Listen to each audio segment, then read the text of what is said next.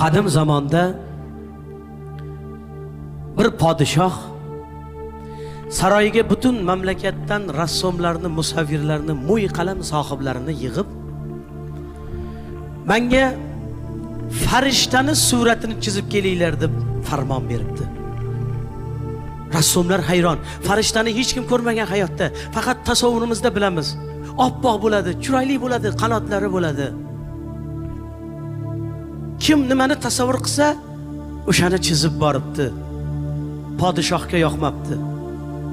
Menga farishtani suratini chizib kelinglar debdi. Bir rassom ko'chada ketyapti, bunda qarasa, bir ayol bola ko'tarib turgan ekan. Shirinkina chaqaloq.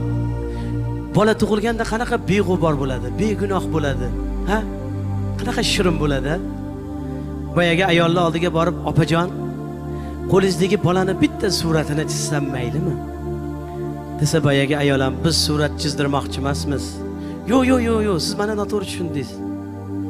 Podshoh amr qildilar. Farishtani suratini chizib kelinglar deb.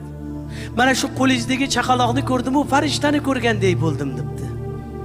Shunda boyaga ayol ham xursand bo'lib, "Mayli, podshoh amri vojib" debdi. Boyaga suratni chiroyli qilib chizib borgan ekan. Haligi bolakayni suratini ko'rib podshoh ham, "Voh, voh, voh. Men mana shu begunoh, beg'ubor bolakayda farishtani ko'rgandek bo'ldim" deb suratni saroyni to'riga ilib qo'yibdi. Oradan yillar o'tibdi, endi 25 yil o'tganmi, 30 yil o'tganmi? Podshoh qarib qolgan. Yana saroyga butun mamlakatdan rassomlar, musavvirlar, mo'y qalam sohiblarini yig'ib, "Endi menga shaytonni suratini chizib kelinglar" deb amr qildi. Shaytonni ham hech kim ko'rmagan hayotda, faqat tasavvurimizda bilamiz, dumi bo'ladi, shoxi bo'ladi, xunuk bo'ladi. Aslida biz tasavvur qilgandan ham xunuk bo'lar ekan bu shayton. Rassomlar hayron. Hamma o'zini tasavvurida nimani ko'rsa chizib boribdi. Podshohga yoqmabdi.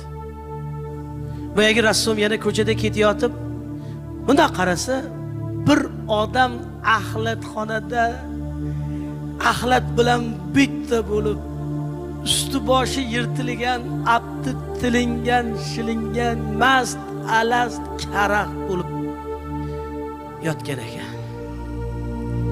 Boyagini oldiga boribdi-yu,